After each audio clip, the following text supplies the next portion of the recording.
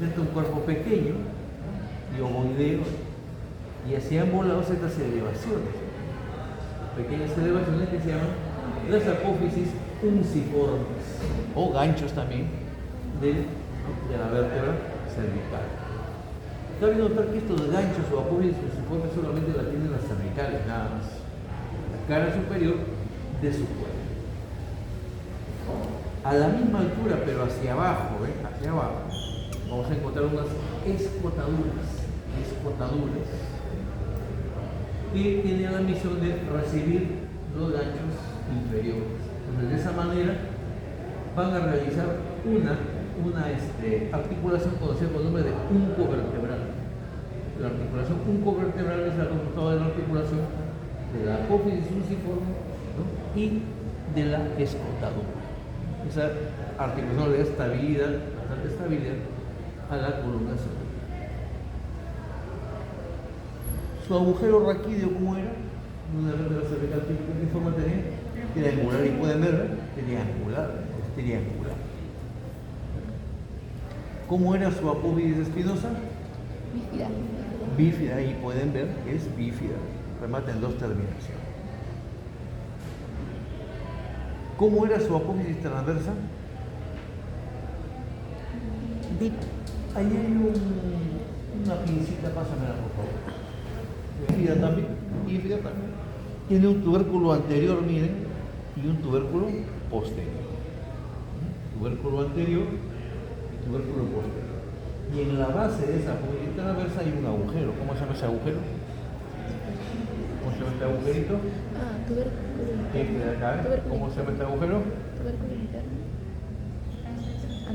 Transverso. La apófisis transversa está el agujero transverso.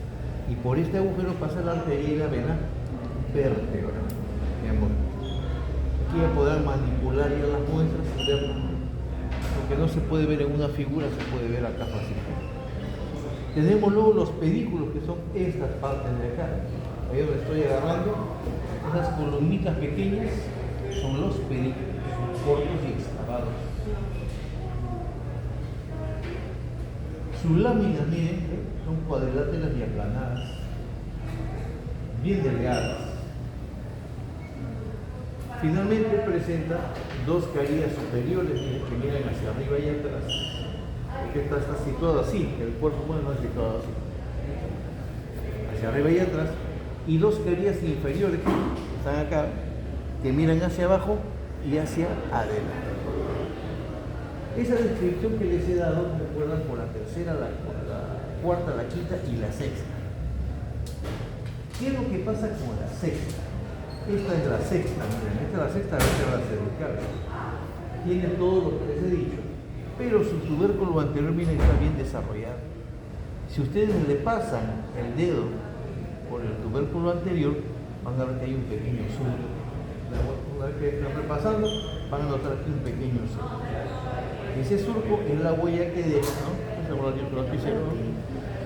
La arteria carótida común, o sea, dos así. La otra carótida común está acá. Por eso este tubérculo se llama tubérculo carotídeo y solo pertenece a la sexta vértebra cervical. ¿Qué más tenemos? Ya vimos cómo es una vértebra cervical típica. Vamos a ver ahora cómo es cómo son las vértebras cervicales atípicas. ¿Cuáles son las atípicas? El axis y la prominente. Algunas se parecen y otras no se parecen tanto. Se parece por ahí es parecido, y otras no se parecen tanto.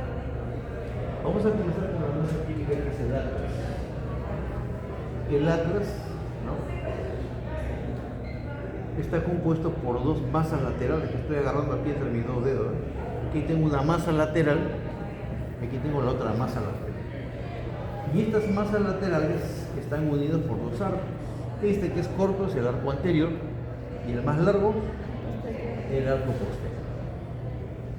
Cada una de estas masas laterales presenta 6 caras. ¿Cómo se llamaría esta que está hacia arriba? Superior. Cara, no, por su posición, ¿cómo se llama cara? Si está hacia arriba, superior. ¿Esta de acá abajo? Inferior. ¿Cómo se llama esta cara? Ventral. Anterior, porque está hacia adelante. Esta de aquí atrás, posterior. ¿Cómo se llama esta cara de acá? Si está hacia afuera, externa o lateral. Y esta que está hacia adentro, interna o medial. ¿Okay? Entonces son 6 caras que tienen estas masas laterales. En su cara superior vemos una, miren, una carilla articular en forma de suela de zapato. A esta se le conoce como el nombre de cavidad glenoidea del atlas. Y su función es la de articularse con los cóndilos, miren, del occipital. Estos son los cóndilos del occipital. Se articulan de la siguiente manera. Ahí se articulan los cóndilos del occipital. Y permiten que este cóndilo se balancee así. Es decir, haga los movimientos de Afirmación. flexión y extensión como movimientos de afirmación, correcto. ¿No? Pero no va a permitir movimientos de lateralidad. No va a permitir hacer esto. Eso ya lo realizan otras. En la cara inferior vamos a encontrar nosotros las carillas articulares inferiores. Están pintadas de morado. Se diferencian de las superiores porque estas tienen una forma redondeada. Las superiores tienen forma de una huella de zapato.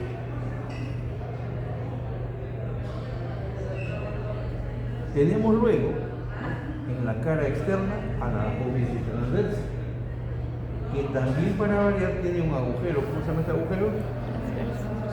¿Cómo se llama ese agujero?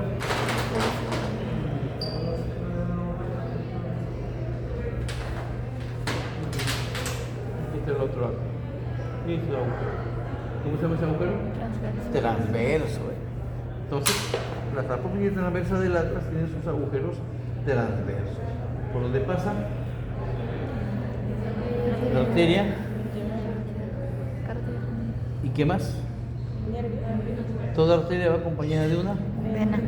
Arteria y la vena vértebra. ¿Okay?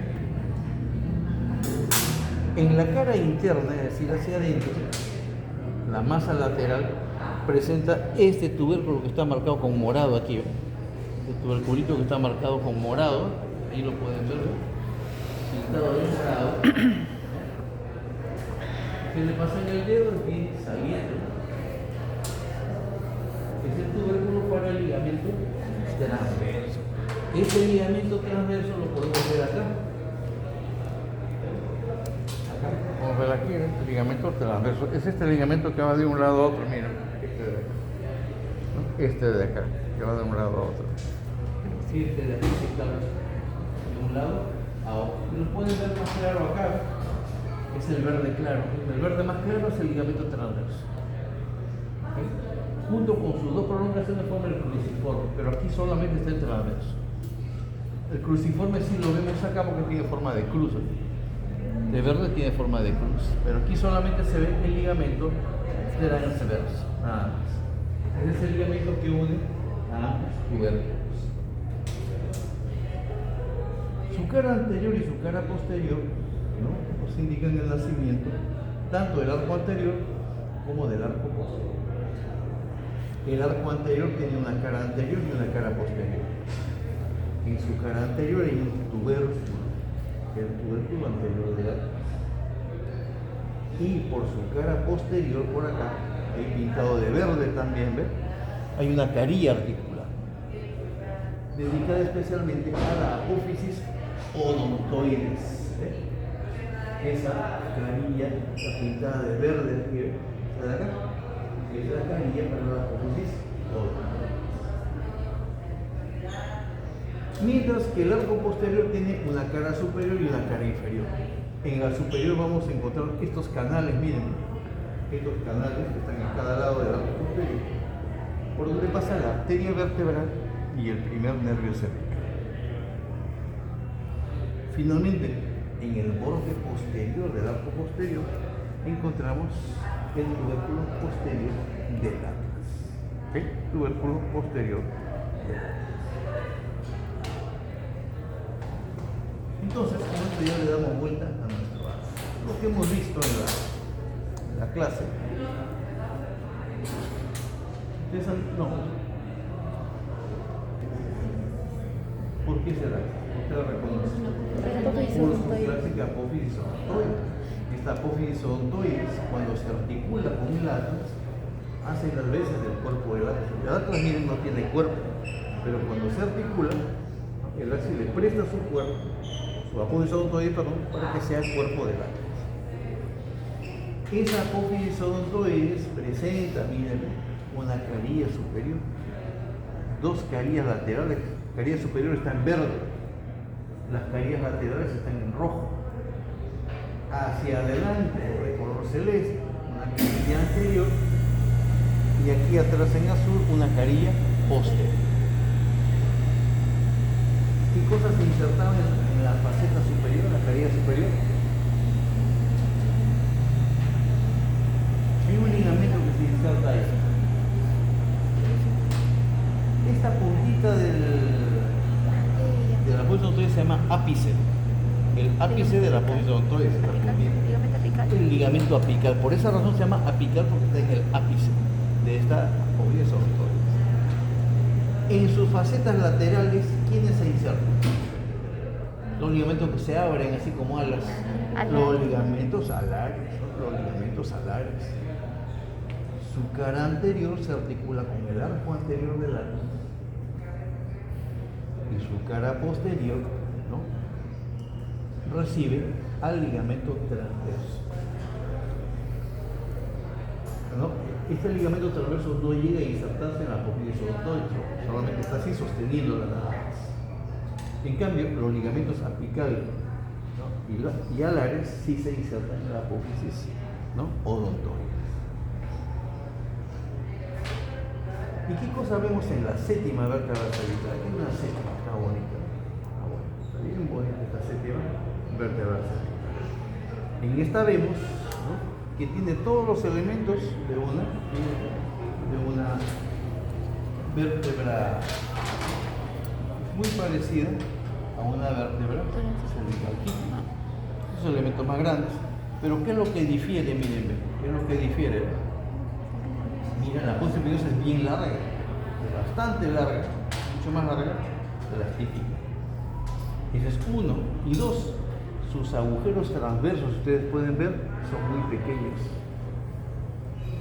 Y normalmente están tabicados, tienen un tabique fibroso y que no deja pasar nada. Entonces, por los agujeros transversos de la séptima vértebra cervical, ¿qué cosa pasa?